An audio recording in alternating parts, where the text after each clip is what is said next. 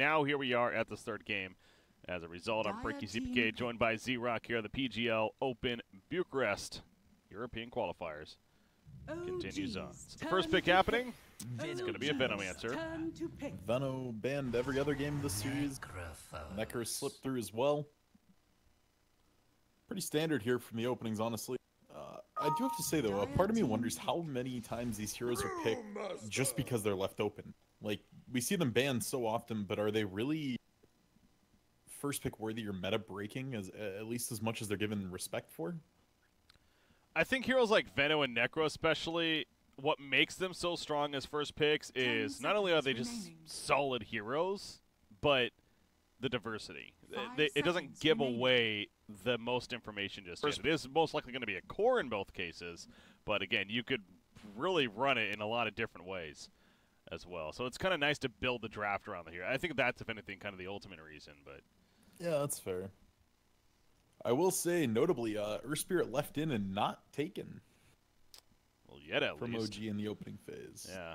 They go Brewmaster. I mean, were they really going to get Brewmaster banned against him? Is that yeah, taking the Brewmaster over the Spirit? Yeah, that's the question, isn't it? I mean, it was a hero S4 actually looked fairly comfortable on. He did a lot of work for them, and oh boy, I'm excited. That's a Shadow Shaman. Yeah. I know you've mentioned you really look forward to seeing the Shadow Shaman whenever we get the chance, and I wonder, part of me wonders if SFTe is going to go on. I don't want to say like tilt or anything like that, but if they're going to feel like, all right, we need to run some, dare I say, crazy push strategy here to give the viewers a little bit of inside info. That lobby took a long time to get going, and I do know SFT has to play in Dream League soon, so. I'm not going to say they're going to go some insanely all-in, we have to win by 15 minute strat, but I can see them leaning on a push-heavy lineup to try to get this done and move forward. Like, if I'm OG, I'm thinking about a Death Prophet ban here as well. Yeah. Turn to ban. That's something that, you know, could be a good option for them. They banned the Bat Rider first off, at least. No, kind of sticking to what would be good laning here for the team. If you're SFT, you have to ban Earth Spirit, right? There's no way you let them second phase it. I think so. It's not only always a good ban against Jarex in general, but yeah, especially this series. Even in Game 1 in the losing effort from OG, we were still talking about how he was making some big plays and attempting to, you know, save the day for his team. So I think it's a good ban here for sure if you're SFTe-sports, but they banned Enchantress initially instead for now. Some reserve time being spent here. Well, maybe they're going through the logic that we were just suggesting. Which, by the way, you mentioned that they have Dream League to play, because I saw that too. But I'm actually curious about that, because no matter if they win or lose here, they still have another series then planned in this tournament. What is set to take place 2 hours from now. So yeah, it's an awkward thing, because the loser series is not played today, correct? It's just the winner bracket series? I think that's what. No, I think it's both. Okay. Yeah, according to the schedule, both are played. Yeah. Okay. Just at the same time. So that's what I'm getting at. It's like no matter what, they actually are supposed to be playing. So I don't know if that's like they only got a couple matches to play in between or what, but who knows? We'll worry about that after the fact, I guess. 10 seconds remaining. Nyx Assassin coming up. So they end up banning Broodmother instead 5 on seconds SFTe-sports side. Don't want to get Brood cheesed here. They did run into the Brood against Secret yesterday. I was mentioning in that series against Secret, that Game 1, it was one of the most dominating victories from the beginning I've ever seen. Ace actually played the Broodmother for Team Secret there and just rolled over SFTe-sports. So perhaps a little bit of a flashback there. OG's little PTSD. Yeah. That's a different pick. We're aggressive. Veno and dying is a brutal dual lane to lane against, though. Like, you get Galeed and you're just dead. 2 heroes, 3 heroes, doesn't matter how many you have there. If any heroes get Galeed, they die. So definitely curious to see. I'm really hoping SFT does something very aggressive with this Undying versus just trying to use it to zone out an offlaner. And with the Nyx pickup here from OG, I gotta wonder if this is going to lean towards a carry brew or if they are going to run like a Jerax Nyx, because that sounds bad when Earth Spirit's still just sitting there ripe for the taking. Again, just how so well it did in those first couple of games. And it's not like SFT is going to play around that. You can't really you're not countering the Earth Spirit. So, yeah, I'm with you. I really would think it's still a great option here, but that Nyx Assassin does make it interesting. The 4th pick coming up, more reserve time being used. Undying, by the way, I mean, the Decay, it seems like it is actually going to be pretty good here against a hero like Brewmaster, especially. And even it's definitely fine. In the days of old when Undying was picked a lot, you almost had to pick an Undying counter. Like something like Gyro was really good back in the day. Nowadays, Undying's power level's been curved enough and kind of taken down enough of a notch that as long as you just play smart Dota, you can kind of not worry about countering it as much. Yeah. But I'm almost wondering, like, Gyro may see play here on the side of SFT as well. It's a very good tempo hero that fits well into this lineup. Ooh, we got a Jakiro instead. Coming out for OG here. So, yeah, they still needed their 5 support, and they end up going with the Jakiro route. We mentioned this yesterday's broadcast, guys, for the NA region and how it's really exploded there lately. And biggest thing with Jakiro for me continues to be the idea of both anti-push, he's great for that, but split pushing. As a true 5 support hero, he can do it actually very well. Yeah, PPD honestly is one of the first people I've seen actually split push on a support Jakiro all by himself. A lot of times you see them paired with somebody else, and it's supplementing the push. But yeah, PPD made a solid case, and I'm just going to go hide in the lane by myself. Turn to ban. Huh. They decided to go the Arc Warden route here. I'm not a big fan of that pick here. It's a very squishy hero into a lot of damage coming out from this OG squad, and Death Pulse and Clap and Impale.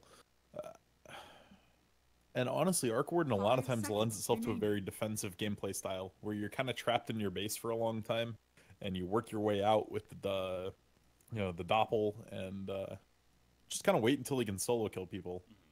But the rest of their lineup is definitely not tuned to do that. They want to go hard. They want to go fast. Yeah, Arc Warden. It's interesting that kind of go what you're going off of, where we're just talking about how SFT, do they want to maybe try to end this game sooner than later, and then picking up Arc Warden kind of goes against that idea. I also wonder, is that going to be? I want to say the last time I think I saw them play Arc Warden in one of their recent games, and I believe Thompson ended up playing it. Sure. In the mid-roll even. So we'll see if that happens here or not.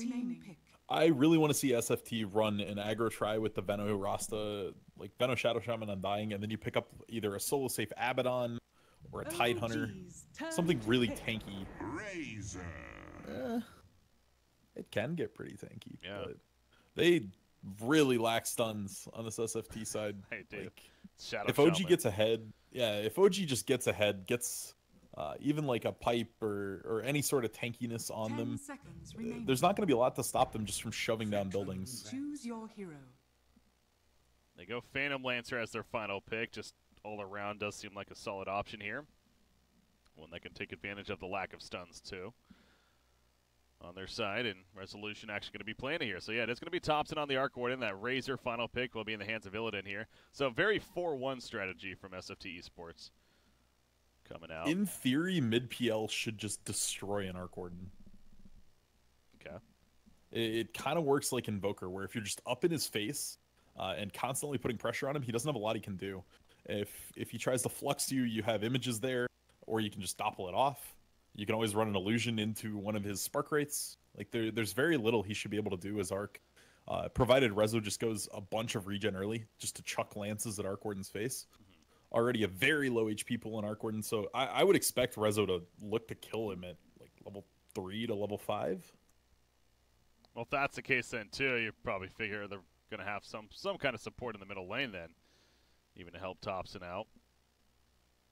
If it's such an unfavorable matchup, but who is that? I guess Shadow Shaman could definitely be that because, well, I guess they have the potential to run, pretty aggressive. You already talked about the Undying, especially with the Venomancer.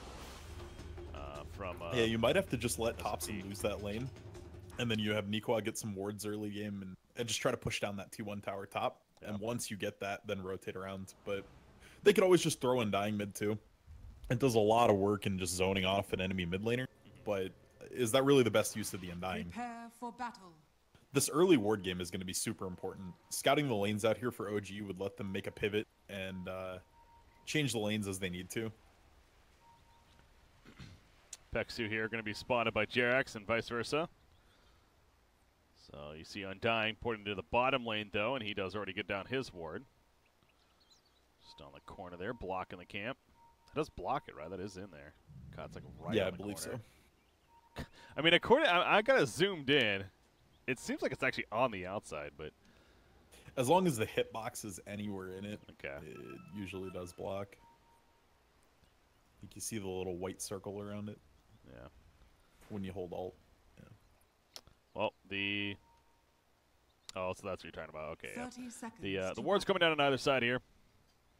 And any kind of rune congestion, maybe at the top here from S4, but no, he kind of backs off, so not going to necessarily be happening. Undying is setting up with the Venomancer. Undying even with a double Enchanted Mango build. And already has Decay leveled up here. Yeah, this lane is so brutal. Trying to lane against this is so painful. Jakiro and The Necrophos battle begins. probably don't want to contest this, so it's going to be a 3-1 rune. Split here in favor of SFTe. Good steal from them, again, knowing that they have the potential to.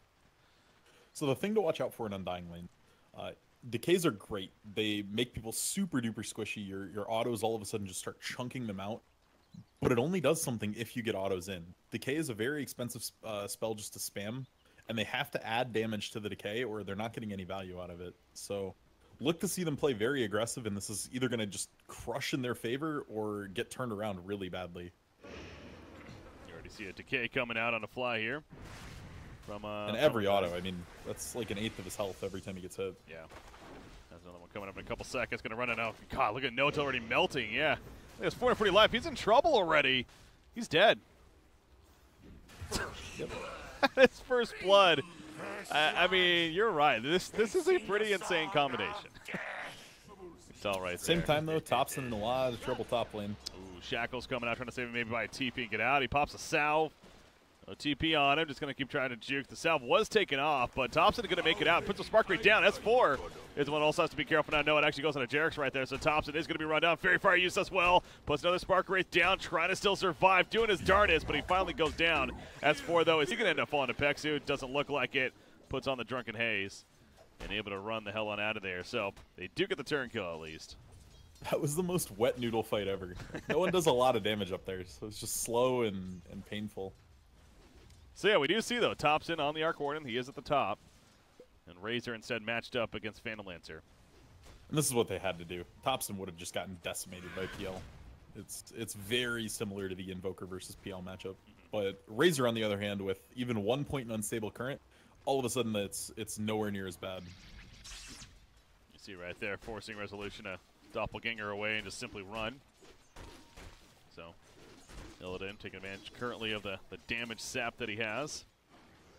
Bottom lane, Yeah. Necrophil. Oh, that was actually top lane. That's Jerax going down. A little bit too deep. Interesting. He wanted to go for the bounty and Okay. just happened to get caught. We got a Spark Race in the area as well, so Thompson putting those down. He buys his friggin' Basilius here. Like, if somebody is alone in this top lane, there's actually a ton of damage on the side of SFT. If you get a Shackle out and somebody's isolated and you Flux Spark Rate them, it's going to be hundreds of damage very, very quickly. See again that link coming out. Back to the top lane. S4 running in. Jerax comes in with the stun on a Shadow Shaman. Nothing much No Thompson kills. can do. There's also bottom lane action, but top lane we're probably going to be seeing a kill here. Pexu, he goes down. S4, is he going to fall in return? At least the Flux comes out. They Spark Wraith again. The auto attacks aren't going to be enough damage. Down to the bottom lane. Fly is going to be fine here. Undying spamming that decay though as expected. Jerax did get low as well, by the way. Up top there. So action at both lanes. Ends up working out in favor of Arc Warden. There is now 1-1-1 here to start. Gonna pop the clarity and the salve. So healing on up middle lane. Yeah, every time I look back at middle, it feels like Razor's just sapping damage. That's static. Yeah, this lane's so miserable for the PL now. 80 damage here. He just has to he almost has to play like a ranged hero, just sit back. Unfortunately, Spirit Lance costs 130 mana, so he can't even really spam that by any means. I'm almost wondering if they don't want to make a pivot, move PL down to bottom, and move No Tail into mid. Seems like they need to do something here, because even the bottom lane is not going well at all. I mean, Necrophos is getting no farm at the bottom there, so yeah, it does seem like OG needs to make some kind of rotation here. Jakiro does come back in after getting some regen. No Tail's dropping, but the Ghost Shroud heal and the Magic Stick on top of that, he's back to nearly full. Yeah, maybe they just need to let No Tail solo this lane. Like, as you said, you saw what the stick can do there with Ghost Shroud. He's very difficult to bring down now that he has all of his skills available to him.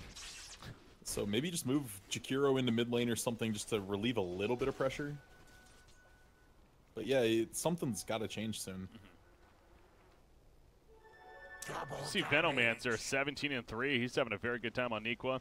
And then you have Razor, of course, middle lane, absolutely dominating, 28-13 against a 15-3 Phantom Lancer here. Illidan's off to a great start. What kind of Razor build are we seeing here? Is this going to be a drums game, you think? I think so. Something drums SNY or drums AC or, yeah, something tanky. Bottom lane, No Tail. He's gonna kill Rezo mid. Oh, wow, that's a big dive. You're right. Link comes out, and that's an easy kill. Back to the bottom lane. Dual breath happens, but Undying's out of range. Nikwa.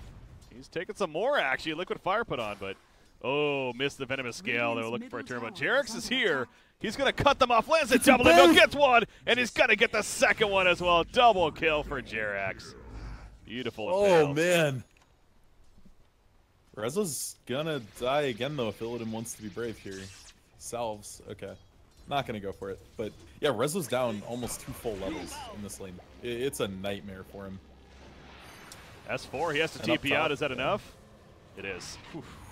Good decision on his part to get out. No Tail also TPing out, and same thing for him. He also gets away. So both, a couple of players at top and bottom for OG having a TP out. So again, they live, but it's that much more time they're spending outside of the lane.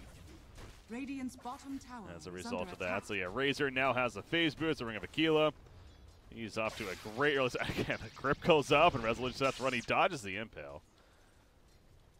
Stop a little more damage. Such a hard lane.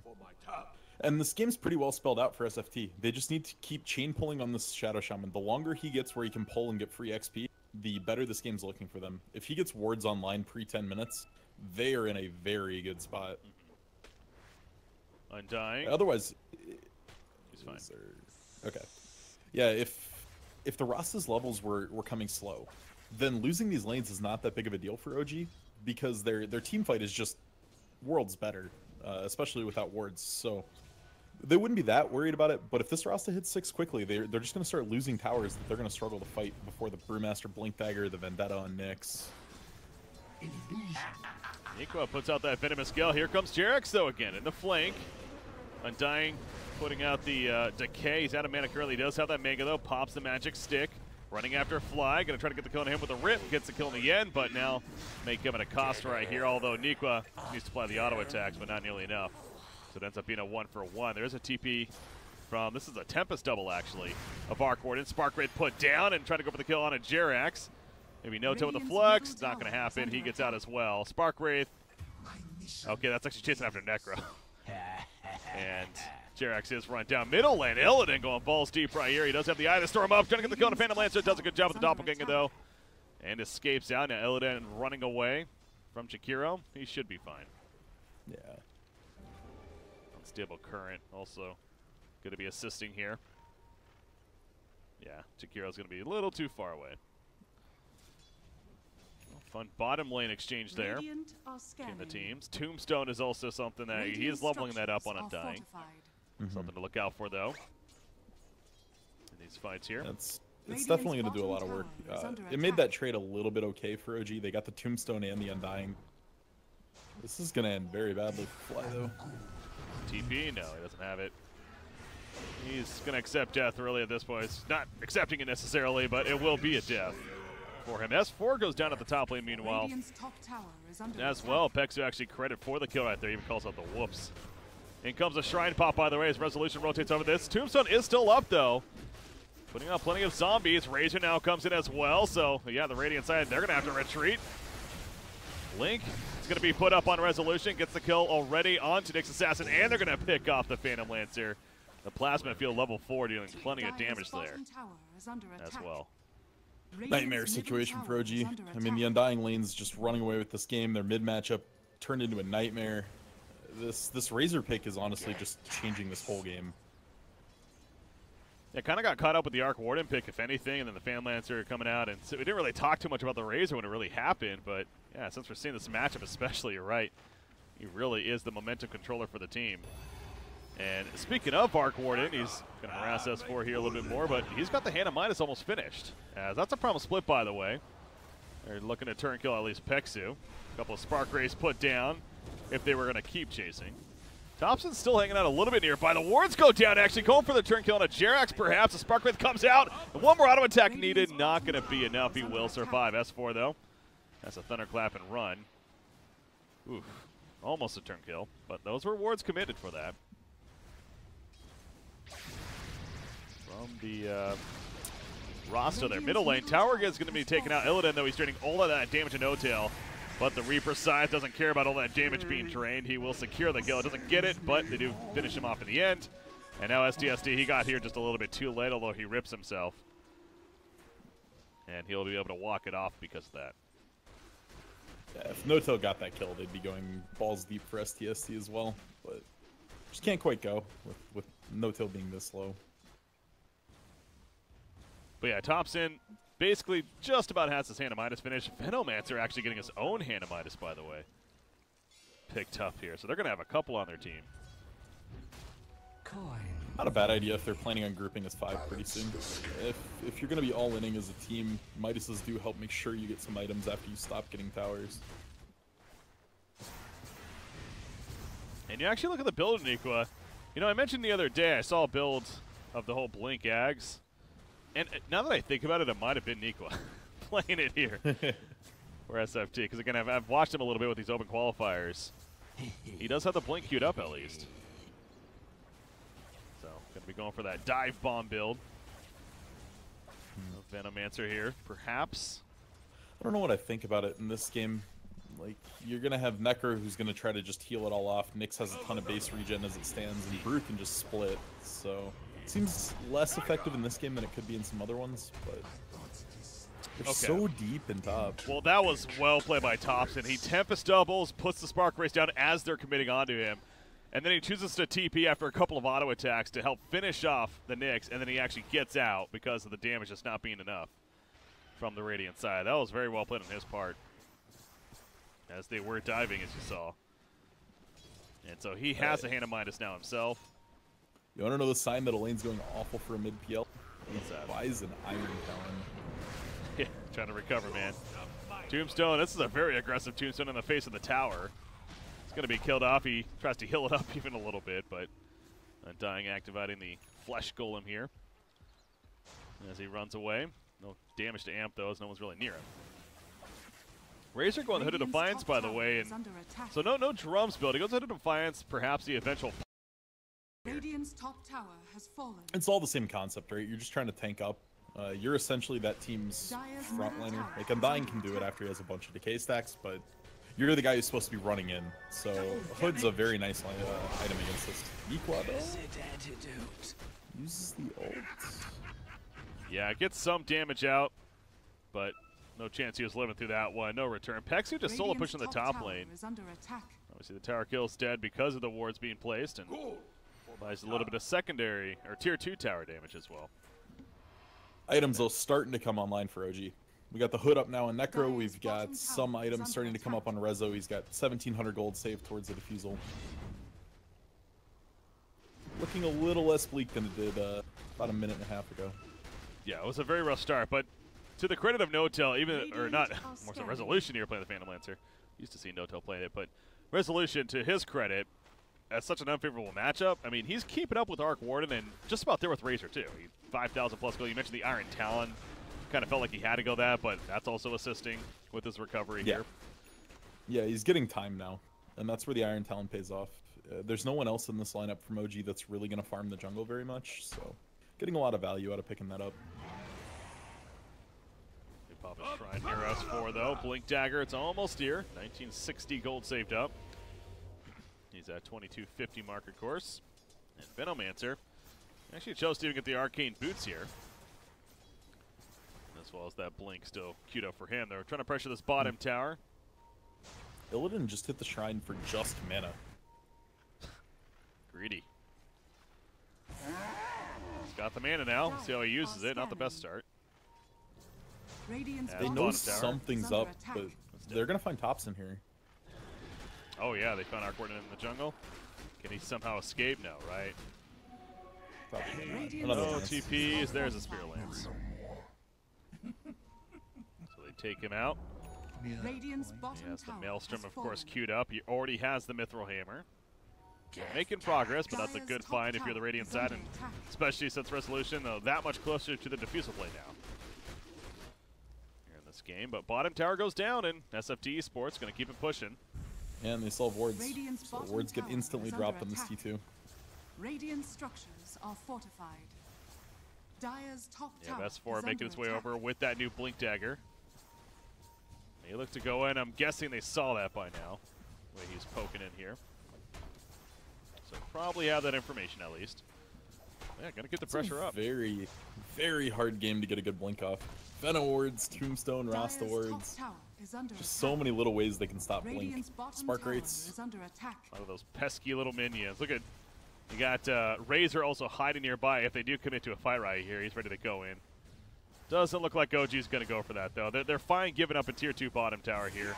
They realize that that's a spike of SFTe-sports Radiant's lineup bottom tower is as far under as pushing attack. the objectives this early on in the game. So Radiant's not going to bottom risk it. tower has fallen. Yeah, their own spike is basically right now. They just got their defusal up on PL. They have the blink on Brew. Nyx is very close to a Midas as well. About another 100 gold. So does SFTe-sports, I mean, they got middle and top tier 2.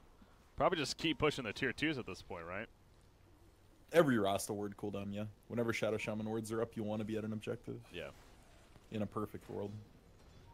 Yasha for Razor. Got the slightly more speed, already a fast hero. As STST is going to be gone on. It pops the ultimate right here. Going for a turn, throws under the K as well as a Tombstone. Phantom Lancer dealing plenty of damage, though. Rasta comes in, cleans up all the illusions. But Undyne does end up falling. Eye of the Storm is activated by Illidan, though. Now they're running down No-Tel, or keeping it's No-Tel, it's Resolution on the Phantom Lancer. And that's a turn kill, so not worth it. That's also a 4-kill streak stopper in favor of Illidan. Coming out there. Very deep dive for Phantom Lancer this early on in the game. Yeah. It's okay for OG if they end up using that ward cooldown being burned there. Because they did use Rasta word. Oh, and they did not. Okay. What did I see there? Just a bunch of Venom words, I guess. Yeah, just a lot of minions in general. You mentioned that. I mean, Tombstone minions, you got Venom wards. So. So rough. I'm just wondering, what does Rezo have to do to live in this game? Like, once you get to the mid game, there's just so much damage flying around that it just seems very, very difficult to keep yourself alive. Like, PL thrives in single target environments where he can confuse people with Doppel, he can be on the fringe of the fights chucking lances, but that's going to be very hard for him in this game. It feels like Lincoln's is a good pickup this game, but it's not really a Phantom Lancer here or item though, right? So It used to be. okay, well, There was definitely a time, because PL struggles to find health regen. Like, that's where Bottle's nice, but PL really has a hard time itemizing to get any regen in the early game. Jerax missed Jerax the Impale. missed. Yeah, it's credited so much. Impale's one of those abilities, though. You'll see it missed every once in a while. It is hard to aim sometimes. And the very fast movement of Razor catches him off guard. You see the chase still happening. The plasma field connects, but going to be a little bit too far away to commit for that chase. Blink is now finished on Venomancer, so again, he has the dive bomb build here. Blink in, poison over the team. And he's going to use the blink right here to go on a Jakiro. No poison over neither. That's a ward trap coming out, and Fly's dead. Trying to kill off the wards to get out, but not going to be enough. Thunderclap happening. The primal split. They'll get the turn kill, so an eye for an eye here.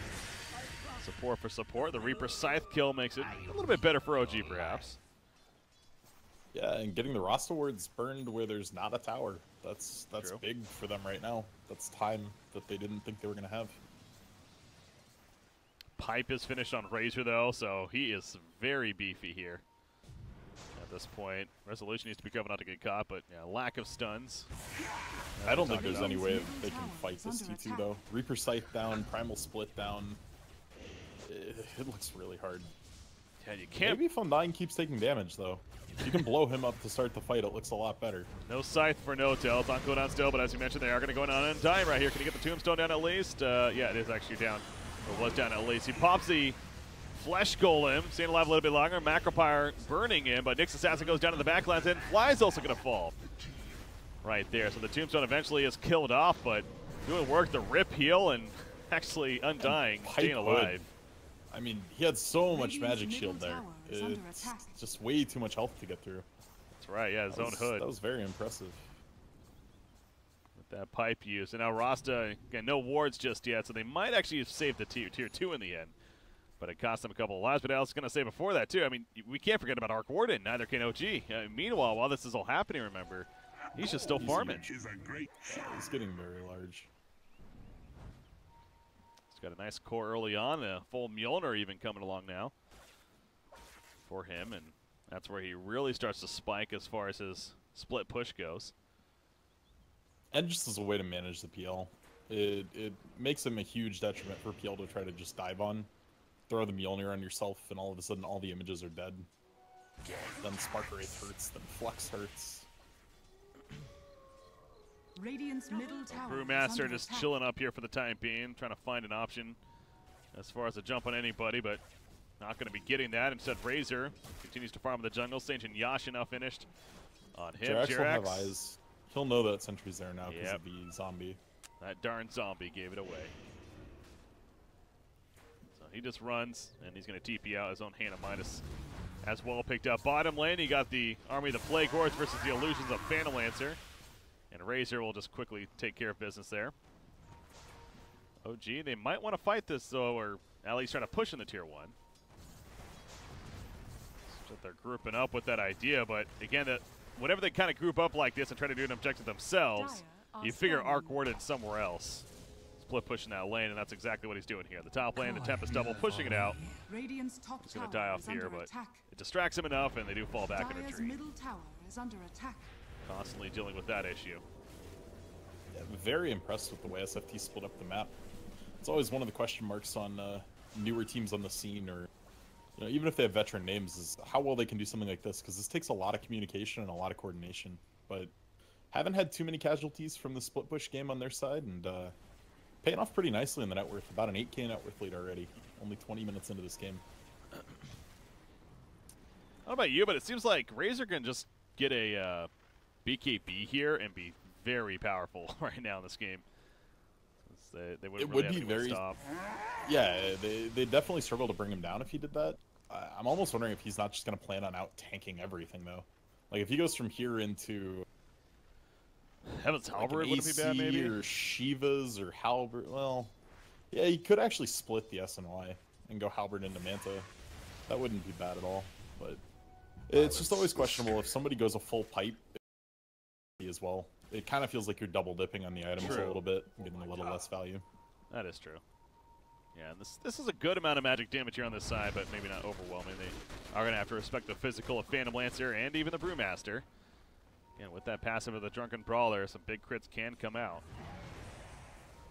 Not careful. Razor just running in here, but just simply to push out the lane. This is way deep. This is Jerax over here. Maybe trying to find a courier kill or a hero. We'll see what comes first. He's just scouting right now. He's trying to make sure Rezo doesn't get popped. Thompson's up here, though. That's a Tempest double at least. Going to run down Resolution. He's going to chase after him. Meanwhile, over here, Illidan charges in as well. Static Link put up on a Jakiro. Going to sap some nice damage, up 100+ damage. Taking care of him over there on Dime. Meanwhile, going to get picked up on the Reaper side, though, on the back lines. And now Nikwa, he already used his Poison Nova. No-Tail healing up with the Ghost Shroud. Lift up onto Razor, taking him out of the fight for the time being. Nikwa goes down. Watch that Primal Split doing the work. Yeah, bottom laner in all this. Thompson is pushing it, isn't he? Illidan, the Eye of the Storm, still up, and S4 comes back together. But look at the bottom lane. He gets a little bit of damage on the tier 3 tower, but eventually OG falls back. And now responding to Thompson here, who's going to just escape, it looks like. Yeah, very, very well played, though, from OG. Those were some risky TPs that they used to get back to the base. And if those TPs don't go off and they can't stop Thompson there, that's probably a tier 3. He does a lot of damage right now, and Tempest double was up. Well, he gets back. And able to obviously has the Mjolnir, and now 4 staff, even a Hurricane Pike coming along, so that'll be a nice saving tool for himself. Peksu top lane. Probably going to fall to S4 here. Doesn't have really any mana to work with. Well, now he does with the Arcane Boots. Maybe a Hex, yeah. Try to run up. Kind of blocked in the trees there. TP in 1 second. No, 5 seconds. Misread that. He's dead. Eye of the Storm, though, activated. Now S4. He does have a TP himself. He's not going to be able to blink. Thunderclap, run. Illidan can't do anything about it.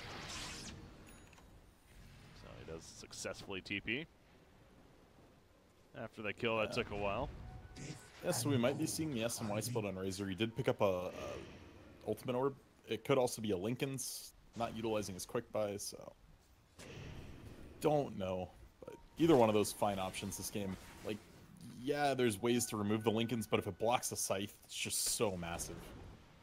Well, Razor, he is going to be gone on here. Jerix was hunting him this whole time. Diffusal comes out. There is support coming in. Will it get here in time? Here comes Nikwa. Yes, it will. Venomous Gale put out.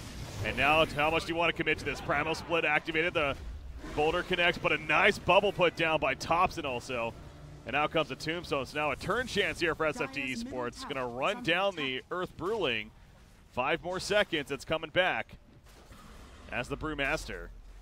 Here we go. He is going to come back together. And S4 just thunderclaps, and he is no doubt dead. So it ends up being a turn kill onto him. Illidan's so tanky. Dire's middle So tower is under tanky. attack. Yeah, he's a very At the same time, Fly is managing to chip away at the mid tower. Might pay with it. Yep. So dead. And doesn't even get the tower. 30 health. Oof. Yeah, will they deny it here? We'll see, but You might as well. that's got to feel bad. You got Thompson almost has a Hurricane Pike now. What's up? That Razor was just so hard to kill that last fight, and looking forward, they're not going to be in any easy position to do it later on in this game either. Like, Phantom Lights are, again, so far behind in item progression from where he wants to be compared to the rest of the other cores in this game. He's just not going to do enough right-click damage. Yeah. Like, they got through Razor's relatively small mana pool instantly with that Diffusal, and you saw PL's damage just stop at that point. It does seem like Butterfly is going to be a good item pickup for Phantom Lancer this game. The likelihood of an MKB on, I guess, could happen on Arc Warden, but you know, Razor is probably not happening. Can OG make it in time? Don't think so. Those are Plague Wards, Rasta Wards. They're going to try, so they're going to get here pretty much as it's dying, but Roshan has fallen to that's the not dark. happening. Razor picks it up, and in fact now SFTe-sports, they want to go in. Fly, nice ice path with the Macropar. He may be the sacrificial lamb right here as the Lotus Orb goes up, so he does go down indeed, but he'll kind of stall them, if anything, from pushing further. So minor victory there. Jerax hanging around nearby. Courier, he probably wants to snipe this Courier. He should be able to get it. Dire's Yeah, with a courier blink, you has can been get out killed. pretty safe. That's being a nuisance there, but that's Razor now with an Aegis. Already mentioned how difficult he is to kill. Part of me almost wants to say, do they give that to Arc Warden instead, but they do give it to Razor here. Giving it to Razor just gives you such a guaranteed frontliner. He just gets to stand in front of the whole team fight. You want to throw buttons on him, that's fine, and then he's just going to eat everything. Yeah. Like, even if he takes a Reapers, he's just going to come right back, and then there's nothing that the Soji side can do. Well, there you go. Nikwa does finish the whole dive bomb build, the blink into the Ags. Has that now, has a Shiva's now queued up, which is going to be obviously just nice synergy with that idea. He's so over-leveled, too. I mean, he's already a level 19, so level 3 ult is online. Just an absurd amount of damage. Wow. Yeah, look at the top 3 levels, 20, 19, 19, all belonging on the dire side here. Yeah, Phantom Lancer just hit level 18 himself. So that's a huge lead on top of the net worth of about 12,000 net worth lead that they're working with in this game. And of course, Arc Warden again continues to just get further and further ahead as that's the storyline. Hurricane Pike finished. Lincoln Sphere now queued up for him even as well. So going to be a difficult jump.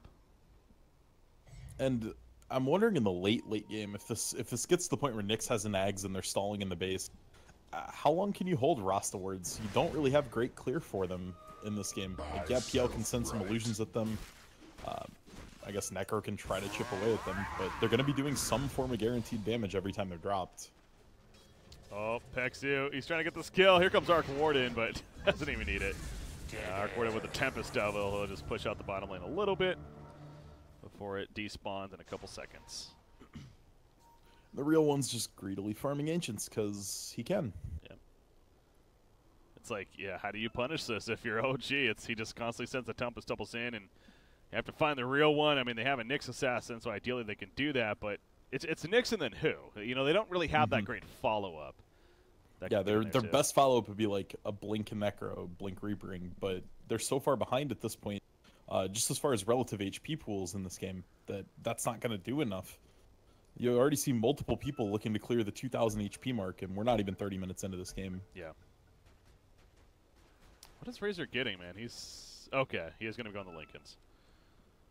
You see right there with the Perseverance picked up, so... Will be the Lincoln Sphere. I mentioned that's potentially a pretty good item this game. Both him and the Arc Warden are going to be picking it up here. It adds what I'd call a huge risk of ruin to OG. If they happen to Lincoln's, like, Reaper Scythe into a Lincoln, they just lose the fight and potentially the game right then and there. So it's one of those items that if you're trying to decide what to buy, yeah, maybe it's not the most efficient, but it gives you a chance just to end the game on the spot almost. Top lane. You also look at this on Dime, man. His own hood, the mechanism now finished. He has a Guardian Greaves actually coming. That's his plan, at least. He still doesn't have the Arcane Boots. Has enough for the energy booster, but that's going to be a great pickup to have. It's not only is Razor tough to kill, obviously Undying himself, but then as a team, it's going to be very difficult to get through all that tankiness. Yeah, absolutely. Here. Rasta, Pexu's just AFKing down here, and you know what? It's just about got his Blink Dagger because of it. He slowly pushing out this lane, and even if they do jump in, we've seen before. I mean, Arc Warden could send in the Tempest Double, kind of scare them off. So it's going to get that Blink though very soon here. And so risky from OG. They committed all of Nyx's net worth right now onto a gem. So no buyback on him, no chance towards the Ags. They're pretty all in on him actually finding something here. Oh, that crit! Thank you, Drunken Brawler. 25% chance. Yep, they get a little bit lucky there at the end, but they finish off Pexu. Did he get his Blink? He did not. Middle tower is under attack. So his Blink will be delayed a little bit longer here. Because of that, nice find there from S4. Just happened to be scouting out in the trees. Seen them there from earlier. Aegis is still on Razor. The Lincoln's finished. Seems like a good time for SFTe-sports to be pushing, but again, with Rasta dead, it hurts that momentum a little bit. As far as pushing goes. Dying. Oh, that was a Blink from Phantom Lancer, actually. Okay. Blinks away right there as far as reacting. So that with the Manta and Diffusal. Dire's middle tower. That build makes Rezo a lot trickier to catch and kill if you're catching him in a one-on-one situation. In a team fight, though, it's going to be nigh impossible to get a real Blink off. With Poison Nova, Gale, all of the things I mentioned earlier flying around. But it makes it a lot easier for them to go on somebody. So maybe they're feeling like if we can just get on the roster, get on the Arc Warden and blow them up right away, we can potentially win the fight. At a certain point, Razor's damage is going to start looking subpar. It might be another 20 minutes, but eventually he does start to tail off.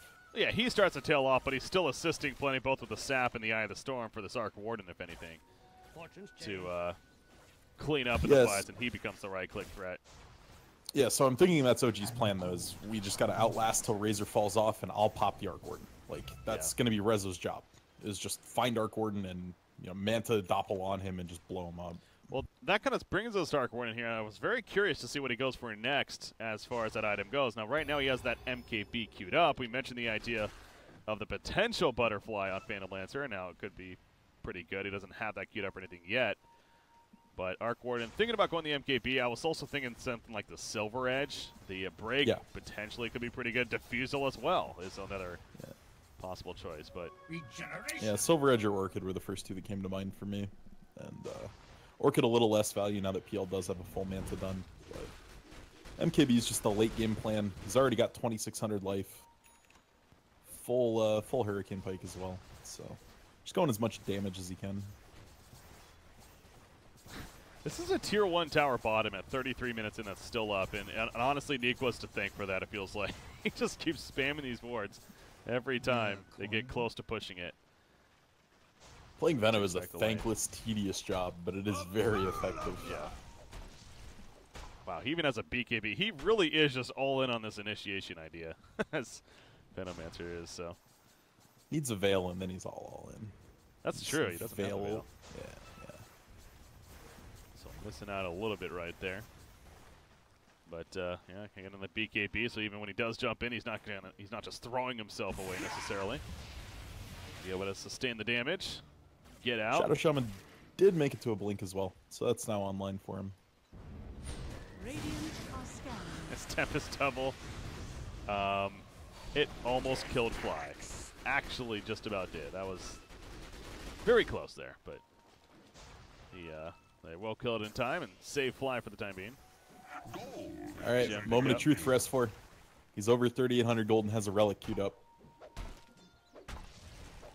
What do you mean moment of truth here? Does he buy it? Okay. Coin for me. Because last time he was in this situation, he switched to an AC. But yeah, he bought the Radiance recipe and sold it off right away. He's still thinking. It's a hard commitment because you're so squishy if you do go the Radiance. Yes, it's a ton of supplemental damage while you're primal split in a team fight.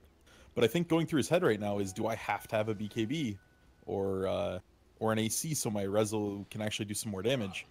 It's a hard choice right now. It really is. Obvious clear winner as far as the item goes there, so trying to make that decision. Meanwhile, Undying, the Guardian Greaves are next in line, as mentioned earlier, on him. Venomancer's even going to try to get more of the right-click threat as well, just good utility. The Hurricane Pike queued up himself. We talked about Razor, another 1,900 gold saved up. He ended up going bots here. Rezo's going hard too, so he's not going to be doing much more damage for a long time. It's just going to be a lot of illusions that are difficult to kill, and I have to imagine just trying to sit on the Arc Warden most of this game. Dire's top tower is under Relic committed though. Well, it's maybe some of the logic there that he doesn't.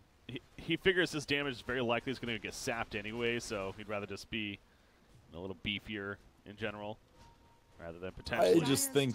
I think they just realize they don't have spike damage right now. For them to win a team fight, it's going to have to go long. So why bother committing to more damage when you can just be more survivable? Yeah. Pull it in. Oh, he dodges the ice path. He is going to get back, though. Yeah, pretty dangerous spot. Look how fast he is, man. And unstable current. Doing work there. And Lincoln Sphere also helping. MKB finished on Arc Warden. Is that picked up here? Wow, they are going balls deep, aren't they? Jerix jumps in. The tombstone's put down. The pump on the backline from Arc Warden, though. Stun up onto Razor, but now he's fine. Has that Eye of the Storm activated. Reaper side, not enough damage to kill Undying. Actually, so far, nobody dead. Finally, Undying does go down, but Illidan's sitting on top of No-Tail this whole time. The damage has been sapped over 200 damage. He falls on his Brewmaster and Resolution. He has a doppelganger away. Somehow get a nice stun timing as well from Jerax, but Razor's in hot pursuit. He is so damn fast. Phantom Lance, though, looks like he might just be a little bit far away. Jerax does get picked off back here. Oh, gee. They felt confident, and that backfired.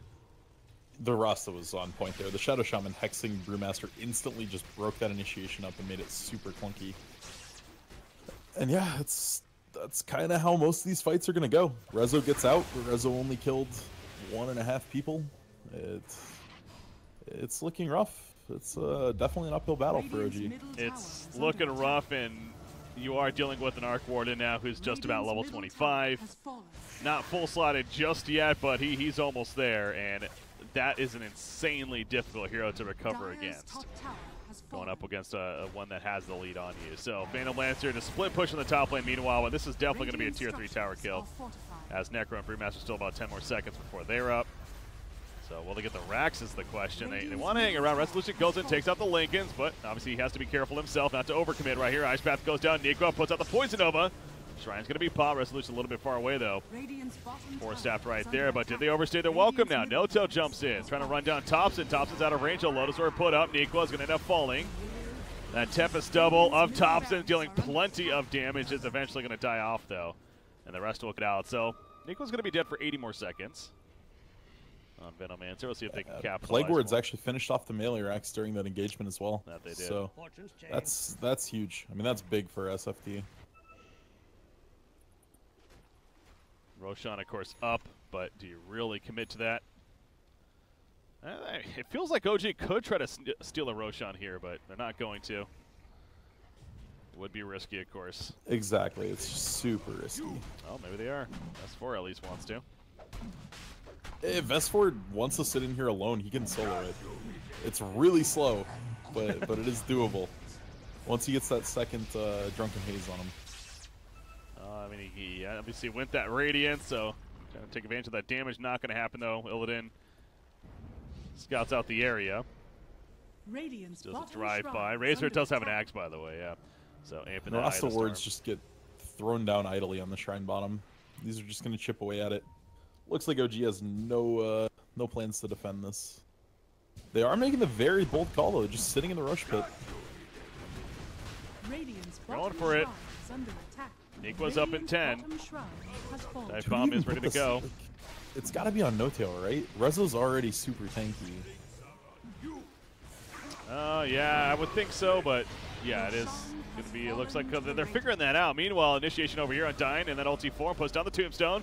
Your Rip heals just a little bit longer. He's somehow still alive. Finally gets blown up. And now the Tombstone is going to be destroyed by those zombies. Arc Warden bottom already, though. You're right. He is split pushing again. No surprise there. Razor's caught, however. He's thrown up in the air. Comes down. Illidan. He may end up falling to this. Reaper Scythe kill. Yes, indeed. 120 seconds. No buyback for him. This is an opening for OG now, but as you mentioned, Thompson split push in the bottom lane, trying to get the tier 3 by himself, and he'll do that with the Tempest double. So can they really capitalize on this is the question, but it's a difficult task still for OG. It really is. They have an okay building damage. At least Rezo does have a DD right now, so they actually could take a fight as well if it does break out, but only for about the next 30 seconds. Razor's even close? No. He's not going to be coming back towards the buyback here. So they're going through backdoor right now, and that's not working out the best. In fact, allows for initiation right here from Venomancer. That Poison Nova, Doppelganger forward. Resolution has to keep running. And he will be fine. The Dark Courier actually gets picked off. No items on it, though. I don't know if that was going to the secret shop or something. Didn't catch that. It looked like they were finding the gem that Jarek's dropped forever ago. Dire's bottom tower is under attack. Well, 50 more seconds until Razor's up, so they still have a little bit of a window here. I mean, tier 2 bottom is probably going to be the best option for OG. Oh, tier 1, what am I saying? Tier 1 is still in for, in fact, the Tempest double. Trying to hold them off. There we go with the tier 1 tower kill. They don't even have a creep wave to try to get the tier 2 either. So that's going to be all they get. And that's feels good to get that kill, of course, but it's like, do they really get much out of that? Unfortunately not. Jakiro bought a second courier. It's sitting in the bait, like sitting in his stash. Oh, you're right. Wow. Random. Don't know why, but scouting out tool for Herc Warden, I guess. I mean, Radiant's top shrine is under a little bit of that presence there. I have Scotty, by the way, is going to be delivered to Phantom Lancer, so he's a tough kill. He did end up going on the Aegis. Okay, yeah, I thought they gave it to Necro actually, but no, he did. They gave the Necro cheese in the end. Top shrine has fallen. 4,000 life. Another Rasta ward being committed though on the top shrine. That means it is down for 100 seconds. Maybe a minor opening for OG to look to force something on this bottom tier 2. Butterfly for Arc Warden. I mean, he could purchase it. That's probably what was going on there, too. But obviously, he can't get to the secret shop right now. So, unable to upgrade. OG, zoning them out. S4, he's ready to jump. Nikwa. There's just no need. This Tempest double cleaned out most of the creep wave. Look at Venomancer is even going to go in further and slowly push out Brewmaster. Says this is our area. Stay away. Got a counter ward in the meantime. Radiant's top tower is under attack. Dire's bottom They're just tower holding is off under again. The attack. slow, steady game of defending here for SFTe-sports. As mentioned, the Tempest double also good for that. It's gonna cut. Resolution's dying to the Tempest double. It's below half-life even, but they are actually gonna kill the tier 2 tower. Jarek's with the Zags, kind of showing that off too on the Nyx Assassin. Really slow long-term trade there. It essentially was the top shrine for Radiant in exchange for that tier 2. That's what the Rasta wards were committed on. That's why they didn't want to fight it on the side of SFT. Yeah, now Arkward, he's even pinging out the secret shop. He wants to get here. He wants to finish that butterfly. And he should be able to now, so. That's coming out. Phantom Lancer. She currently has a defusal in his backpack because of the Aegis. How do you ever kill this Thompson now? Like, he can 1v1 anyone on this team. He's massive. He's just huge. Illidan sapping some damage off an illusion here. Plus 133. That's Pexico went down, so Resolution finds a kill while they're distracted. But now Resolution, he is caught. He has an Aegis, remember. Doppelganger forwards into the bubble. He's dead. It's just fine after the Aegis. Is he? I mean, you have Doppel and Blink. You shouldn't die here. There's the Blink. Doppel. He has it if need be. They're still going to chase. There's that Doppelganger. They're still chasing, though. The static link goes up. The ice path, though, it'll stun him in place. That should be the end of the pursuit. I'm almost wondering if OG didn't want to try to turn that a little bit. They're still lacking the Brewmaster ult, which is probably the big deterrent right there. But without Rasta, it looks better than most of the fights you've been able to try to take this game. Does that butterfly just finished on Arkwarden, though? 5,000 more gold saved up. Moonshard is probably on his mind next. So spinning that go, because you look at his inventory, pretty much expected to keep what he has there. Yeah, at this point. He wants to replace the Lincolns. Maybe with Satanic eventually, but he already gets a ton of lifesteal on his passive tree. I think he's pretty content with where he's at. Yeah, taking a look at 25s actually. Got Phantom Lancer going to 20 strength here, so even more bulkiness for him. Brewmaster, what does Brewmaster get at 25? That or 140 Super attack speed, Brewling or a jeez. ton of attack speed, yeah. That is a lot. You have No-Tail on Necrophos. He's getting there as well. Razor, what about Razor? Attack range or static link damage steal. That's interesting. Boring. He has been linking and stealing quite a bit of damage here. Gets a Venomancer with the Plague Wards. Yep. 3 times on that. Puts one down there to throw it off Nyx Assassin. Who's chasing Venomancer has an F-Blade queued up, by the way. I saw that. It's definitely interesting. I'm not sure what I think of it, because who are you really looking to try to use it on? PL can doppelwalk it off, and anyone else is not really caring. They're probably happy if they're ethereal, because then they're not just dying to Razor and Arkwarden. But it feels good. It's cool.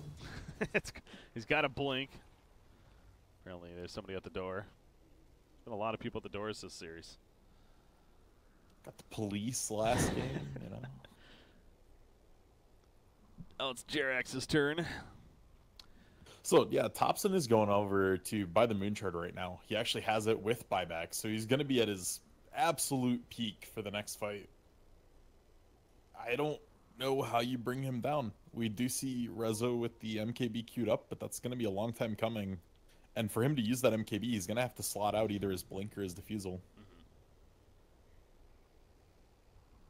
I like this use of locking items, though. He has the Diffusal 2 recipe in his backpack, but he locked his Diffusal 1 until he uses the charges. Oh, yeah, of course, yeah. Wants to get the most use out of them. So making sure for that. Again, this series, man, it's ended up being quite the grind of a series here between these two Honestly, teams. what it's gonna come down to is if Jerax can manage to hit the double stun, the full burrowed carapace into an impale on Arkwarden. If they can pull off that combo somehow, there might be enough time to just beat down the Arc Warden, get through him, and then snowball through the rest of the fight. Shadow Shaman right here, pushing out the bottom lane again by himself, being that split push support. Talked about Jakiro's great at that himself, and sure enough, flies up here trying to do that as well. But Rasto's definitely another support hero that has that capability. No-Tail, geez, he is really deep over here in the trees. Thompson's trying to find him, actually. Almost looked like he was. This is super awkward. Yeah, this really is. He's just chilling. Waiting for the right moment to strike, I guess. So he'll continue to chill. Ethereal Blade is finished on Venomancer. Has that now. That's his own bots as well, so it's becoming more and more of a popular item. They scan out Rasta in the area, so they know somebody's here. It's not really that big of a surprise. He's done this several times this game. He got caught earlier. Yeah. Whoa, misclick BKB from Illidan. From, oh, on Razor. Yeah. Yeah, 10-second BKB. Okay. I thought it was like Arc Warden for a second, and exactly, he has a lot of buttons to press, but no, Razor not as much. That's a huge misclick. Yeah. It's already down to 9. Saw that last game too. That was actually what was a resolution last game.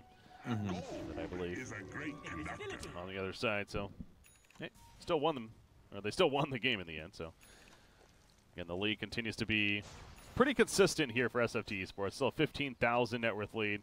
Experience has gone down a bit, but that's just naturally going to happen as the max levels. Rezo hard committed too. He's got the MKB but no buyback. All right. And they're trying to use it here to... Whoa. Oh my God. Brewmaster almost. He had a Primal Split there to stay alive. Jeez. That's super bad. Now you don't have split up for the upcoming fight. It does almost nothing to the Arc Warden to lose that. Yeah. 7 more seconds. He can do it again. So Macropyre, great pushing out tool. Keep them out of their base for now. Look at that, the double push on the Tempest double right here. Puts the bubble down, trying to put the pressure on the racks. They do stun him up. He's going for the range racks, though. Gets it to half life. The wards are put down as well. Backdoor protection is currently up, making it difficult. Nico jumps in, and there's the BKB uses now. So the backdoor is still up, by the way, but it's still taking enough damage to fall right here on the range rack. So the tombstone even goes down, and they're committing for this now. Again, they're missing a couple of BKBs, so OG perhaps has an opening. No Primal Split, though, for 40 more seconds on the Brewmaster. Now, the fact they're doing this with that backdoor is pretty crazy in itself. Maybe actually is going to be healed up, though. Tempest double, putting good damage into No-Tail right here. He pops the cheese. He still might die after the fact. He's having to keep on running, undying, amping some damage in that ulti form as well. The Phantom Lancer with all the illusions. Trying to wear him down. Middle lane, meanwhile. You see one of the racks obviously already dead, and now ranged racks. It's also fallen, but again, the backdoor protection. The rip heal on Nikwa not going to be enough in the end. He does go down, so OG landed just safe enough right here. Get a kill now. Reaper Scythe, he has it. Gonna use it on Illidan. Yep, that's 130 seconds. Again, without buyback. It's just been a little bit bizarre. Getting the range racks that will secure his buyback. He just melted flat right there with the Tempest double. So, but yeah, no buyback. Okay, yeah, there you go. So he gets it now, and the Tempest double anyway is gonna push out the rack's bottom. So that's just insane. They have no easy answer. No, they don't. This Tempest double. A slow and steady game at this point. It seems like it's working out pretty well for SFTe-sports. And Thompson just going to continue that as he's now top. He does have a moon shard, by the way. There's a buyback on Venomancer to help defend here.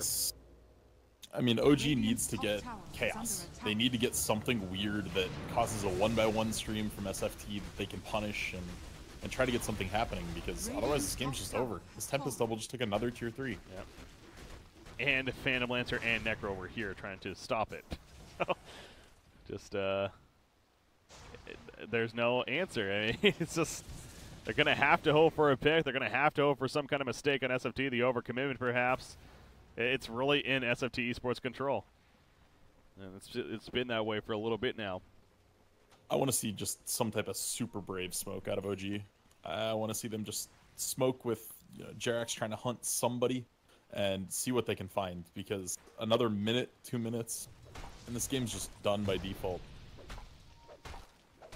And again, it goes back to, I mean, the good news is the Arc Warden, is he really getting more here? You mentioned the idea of replacing the Lincolns, perhaps with some lifesteal or something else, but BKB would work really well. oh, that too, yeah, just standing with the Tempest double. Yeah, just to secure the game, you just flat out stand there and hit the building with it and close it out. That is a good point. Maybe we'll see that come out, but he's sitting on 7,000 gold, more than enough for a buyback right now. And again, he already has that moon shard. He could feed moon shards, maybe to the Razor or something like that. Of course, if you want to as well. Start coming into play here. There's a Tempest double, though, pushing out the middle lane. So if they find this Arc Warden with a smoke, he's killable. Yes, he has 2,700 HP, but only 16 armor, which is actually not that much this late in the game. They could chunk him out in the duration of their stuns, but you got to have the time to do it, and they're just not getting that kind of time. well, they're trying Roshan right here. Jerax with that axe. Right nearby. Gonna scan them coming over. STST pops a flesh goal, and there's a primal split in the face. BKB's coming out once again. Bubble put in the back lines. Resolution got the quick kill on Undying. Illidan's actually dropping as well. The War Trap almost trapping him.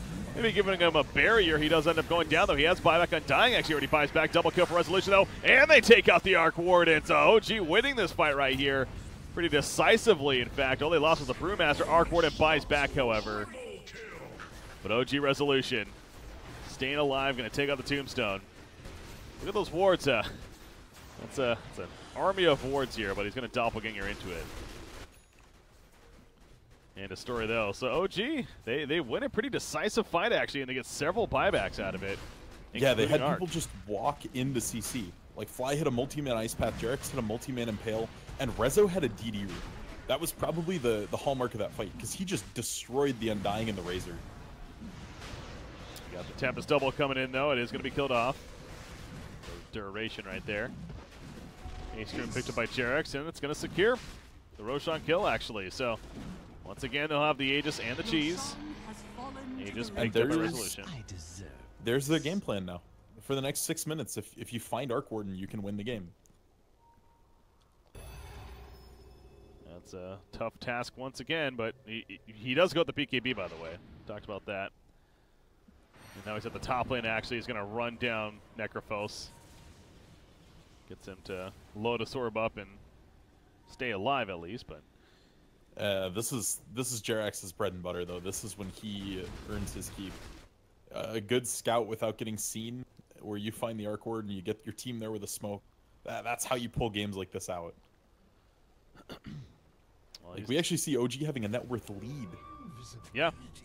This is their first net worth lead of the game. Look at the graph. It's been all in favor of the dire side here. And now they have the lead. And that's a big item pickup, actually, as Jakiro manages to get a full scythe here.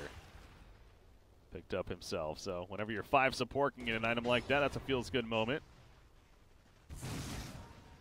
As Arc Warden apply the Mjolnir effect onto a creep as he dies off there with the Tempest double. Resolution scouting around. He actually, again, he has the Eye of Scotty in his backpack currently with the Aegis pickup.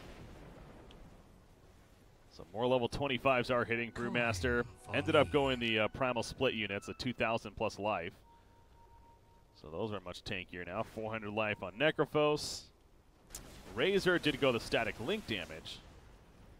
And that's pretty much covers it. Been over the others. Yeah, I want to see more CC on this OG side if they get to another item. Like, Brewmaster getting Abyssal instead of the Boots of Travel could be huge. On a Blink Abyssal on the Arc Warden. You just need different ways to go in on him. That's the biggest thing about this game right now. If they find a jump on a couple people, fights can still go OG's way. I don't think this Aegis is really going to be that high impact, though. Like, Rezo's starting to finally do some damage, but it's only to people with a mana pool. And pretty much only people that are stunned. So, a lot of times he's just going to be the last guy remaining in the fight anyway. But a lot of respect being given here by SFT. Again, just using this Tempest double to push out, not putting any risk in this at all. That's understandable. He comes on right here. He's going to die off pretty quickly, though, by the time he reaches it. So he's trying to just poke down that range Drax at least. Backdoor protection, but OG doing their part to defend against it and trying to keep the lane pushed back as much as they can, of course. The bot's level 2, starting to come out even. Necrophos has his. He might be the only one. No, actually, Phantom Lancer also has his. Yeah, Phantom Lancer even has enough for a Moonshard. Yep, 7,000 gold. So his own attack speed can be increased pretty heavily here. Razor actually has a hyper. Okay, it is going to be an AC. I was going to say, was he going to buy a Moonshard as well, or there you go with the AC finish? Selling off his pipe is not a negligible thing at this point either. That's been making it very, very hard for No-Tail to find good Reaper sites.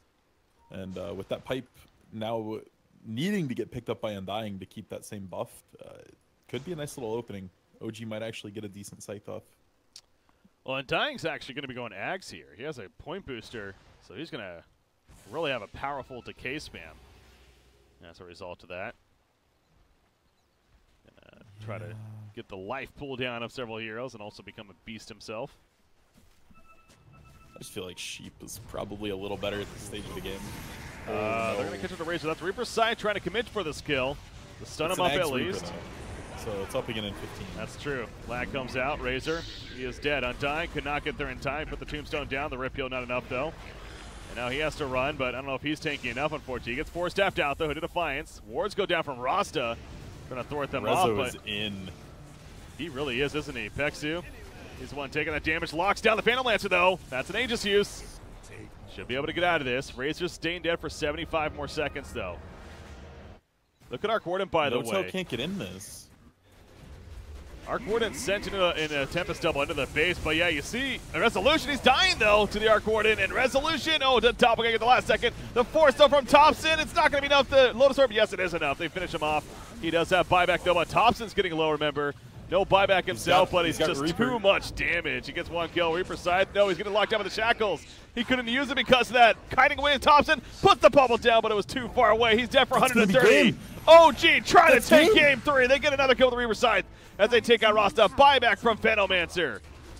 They need creeps. They need creeps now. This should be a clean closeout at this point. They don't have creeps, though. In 30 seconds, Razor's 30 seconds. That's not game. fine. That's fine. This is definitely thrown. They get these creeps in from top lane. They just grab 1 tier 3 and just go barreling in. They're going to know that there is no buyback at all very, very soon here. There's 2 minutes still on Arc Warden's buyback, so basically by the time he's up. This should be game. I mean, Razor's up in 8. You just go straight T4. Good call. But yeah, without the damage of Arc Warden. Like, Jerax can just burrow, like, on the other side of the throne and just peel them off so hard. Go. No-Tail, he's going to be the one engaged right here. Resolution just focusing on the tower in the meantime. A lot of damage being stolen by Illidan. That is showing off with the right clicks. He's going to be lifted up, though, by the primal split of Brewmaster. Meanwhile, Nikwa goes down. Reaper side to go 150 seconds. Undying is up. He puts down a tombstone on the backlands, trying to do what he can. Help his team stay alive right here. But that Ancient, it is dying. Resolution trying to focus at Illidan, though. He's able to take out Nyx Assassin. They also kill Necrophos, who buys back immediately. He's also TPing back in. Resolution is pounding on the Ancient. That's going to do it. Game shit. number 3 goes to OG. In the end, what seemed like a victory for SFTe-sports.